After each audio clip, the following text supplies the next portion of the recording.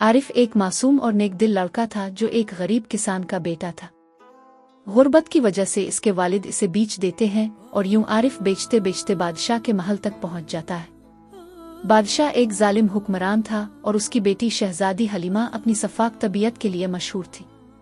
वो रात के वक्त किसी को भी अपने रास्ते में देखती तो कत्ल करवा देती थी। एक रात आरिफ गलती से महल के बाहर निकल आता है और एक गरीब आदमी बाबर को देखता है जो नशे की हालत में रास्ते में गिरा होता है। आरिफ इसकी मदद करता है और इसे वहां से हटा देता है ताकि शहजादी के गुजरने के रास्ते में न आए। लेकिन इसी लम्हे शहजादी आरिफ को देख लेती है और महल में ऐलान करती है कि इस लड़के को हर सूरत ढूंढा जाए। महल के सिपाही आरिफ को तलाश करने में नाकाम रहते हैं और शहजादी बेचैन हो जाती है कि ये कौन था जो पहली बार उसकी नज़र से बच निकला। बाद में आरिफ और बाबर की दोबारा मुलाकात होती है। बाबर आरिफ को बताता है कि शहजादी उन्हें तलाश कर रही है। बाबर ये भी जाहिर करता है कि वो शराबी होने का बहाना कर रहा था। वो असल में कोनूर नामी कबीले का सरदार है जिसका कबीला बादशाह और शहजादी ने तबाह कर दिया था। कोनूर का कबीला हमेशा इंसाफ और हक के लिए जिदोजहद करता था, लेकिन बादशाह की जाबिराना हुक्मरानी ने उनका नाम और निशान मिटा दिया। ये सुनकर आरिफ को शदीद गुस्सा आता है और वो कोनूर के साथ मिलकर बदला लेने का अज़्म करता है। दोनों जंगल में पनाह लेते हैं और लकड़ियां काट कर बेचने का काम शुरू कर देते हैं। एक दिन आरिफ ने कोनूर को रोते हुए देखा और वजह जानना चाही, लेकिन कोनूर कुछ नहीं बताता। आरिफ को शक होता है और वो इस पर नजर रखता है। एक रात कोनूर चुपके से एक खतरनाक आदमी से मिलने जाता है। आरिफ ये देखकर खौफजदा हो जाता है और कोनूर से सवाल करता है। कोनूर वजाहत करता है कि वो आदमी इसका जासूस है जो महल की खबरें पहुंचाता है। कोनूर मजीद बताता है कि वो इस रात शराब के बहाने महल में शहजादी को कत्ल करने गया था, लेकिन हालात ने इसे मजबूर कर दिया कि वो अपना इरादा तर्क कर दे। दूसरी तरफ शहजादी को अपने जासूस के जरिए इन दोनों की मौजूदगी का इल्म हो जाता है। वो जंगल पहुंचती है और एक तीर से कोनूर को जख्मी कर देती है। आरिफ गुस्से में शहजादी पर हमला करता है और उसकी एक आंख जख्मी कर देता है।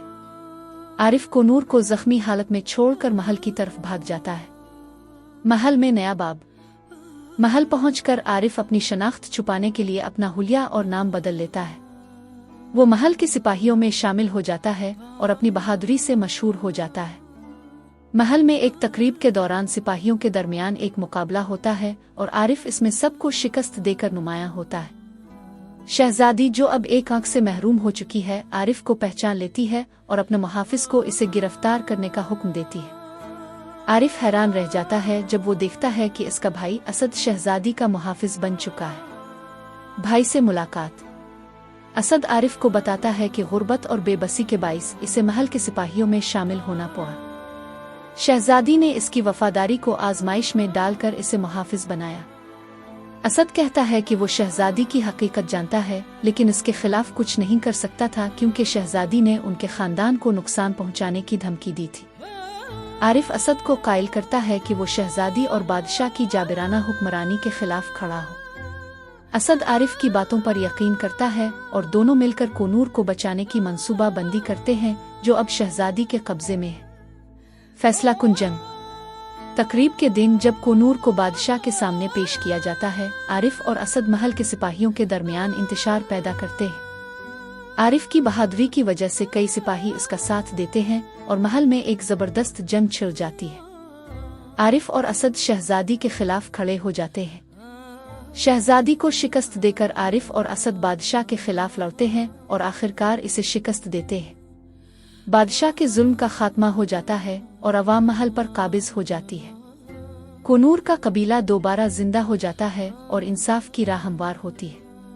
इख्तिताम। आखिर में आरिफ और असद अपने गांव वापस लौटते हैं और कोनूर के साथ मिलकर इंसाफ और अमन के लिए काम करते हैं। यूं आरिफ की जिदोजहद जुल्म के खिलाफ एक यादगार मिसाल बन जाती है।